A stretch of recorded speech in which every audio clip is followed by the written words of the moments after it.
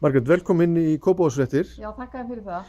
og þú ert að bjóða þig fram í fyrsta sæti á lista Sjálfstæðisflokksins. Já, ég tók þá ákvörðun að gefa kost á mér í þetta fyrsta sæti.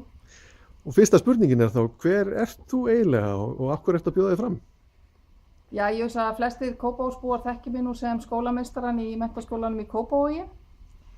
Hér hef ég auðvitað búið í Kópavogi í 25 ár og starfað í yfir 30 ár.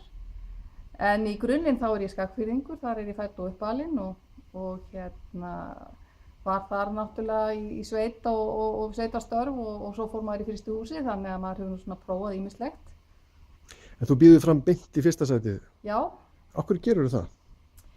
Já, ég tel nú að þessi reynsla sem ég hef úr starfi mínu sem skólameistari í MK síðustu 20 árin, að hún einfallega nýtist í þeirri pólitík sem að hér er og fyrir bæinn. Þannig að ég ákvað bara að stefna beint á fyrsta sæti. Og þú hefur vafalaust heyrt orðróm í bænum þess efnis að Gunnar Birgisson standi á einhvern hátt á bakvið framboð þitt. Hvað viltu segja það? Sko, ég fer náttúrulega í þetta framboð algjörlega á eigin forsendum. Það verður nú að segjast eins og er. Og þeir sem að þekkja mig, þeir vita það nú að ég fer nú aldrei fram í nafni einhvers annars. Ég tek mínar ákvarðanir alveg einu og stutt. Og nýtur þú stuðnings Gunnars Birgissonar? Já, þú verður að spyrja Gunnar að því. Hann verður að tjá sig um það. En almennt svona pólitíkina í bænum, hvað, það búið að vera, og þú fylgst með umræðinu síðustu daga í bæjarstjórn og varðandi félagslegt leiguhúsnæði. Hvað viltu segja um þetta og það mál? Já, það verður nú að segjast eins og er að það var nú eina af ástæðunum fyrir því að ég gaf kost á mér, var það að þessi pólitík eins og hún hefur verið rekin hér í Kópavogi síðustu árin og hún hugnast mér ekki. Mér finnst þetta að vera pólitík gamla tímans. Ég vil koma hér inn með nýja tíma og breytta stjórnunarhætti sem að ekki einkennast af látlausum deilum mann á milli þar sem að málefni jafnvel verða aukaatriði en deilur einstaklinga yfir skyggja þar sem verið er að ræðum. Það er mín reynsla sem skólameistari í MK að það sé nú vænlegra til árangurs að menn vinni saman og hugsi þá fyrst og fremst markmið og málaflokkin sem verið er að vinna, hvað er best fyrir viðkomandi verkefni en ekki hver átti hugmyndina eða hvernig þetta er unnið nákvæmlega.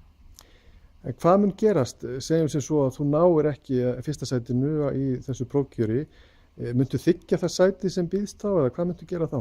Ég er nú ekkert farin að taka ákvörðun það. Ég stefni alveg eindregið á fyrsta sætið og það er mitt markmið.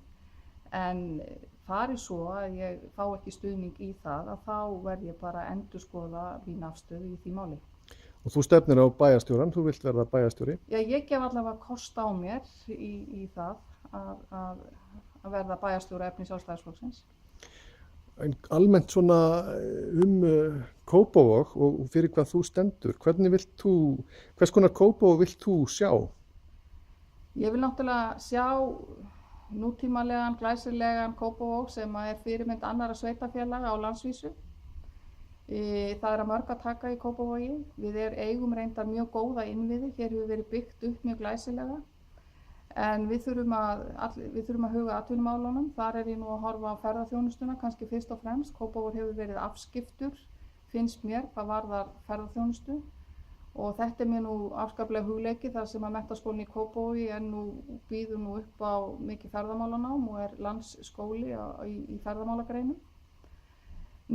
Síðan auðvitað skólamálin, ég kem úr af þeim vettfangi og hér eru glæsilegir og öflugir skólar en það má alltaf gera betur og okkar skólar gætu líka verið fyrirmynd annarra skóla á landsvísu því að við höfum góðan grunn en það mætti leggja meiri áherslu á þróunarverkefni, á upplýsingatæknina, á faglegt og fjárhagslegt sjálfstæði skólana, svo nokkuð sé nefnt.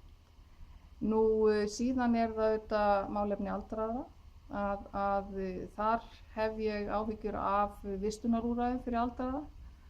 Ég styð það að Kópavogsbær komi að til dæmis úrlausn málefni Sunnuhlíðar og félagsleg einangrun aldraðra Ég hef verið að hugsa það töluvert mikið. Nú síðan það fatlaðir, það auðvitað stutt síðan að sveitarfélögin tóku yfir málefni fatlaðra, þar margt óunnið og þar hef ég nú sérstaklega hugsað geðfatlaða, það þarf að hlúa sérstaklega að þeim málaflokki. Nú skipulagsmál, byggingamál, hér þurfa að vera til nægar lóðir og Kópavogur þarf áfram að vaxa og dafna en fyrst og fremst það nú mannlífið og fólkið í bænum sem ég vil hugsa Og þú ert kona að bjóða þig fram til forystu, finnst þér vanta fleiri konur í pólitík? Já, alveg tvímælalaust. Það ekki spurning og það hefur náttúrulega verið ákall að fá í nýtt fólk í pólitíkina og því ákalli hefur nú sérstaklega verið beint til kvenna og það töluvert langt í land þar, þannig að ég hvet konur endilega til að fara í framboð. Þakka þér fyrir.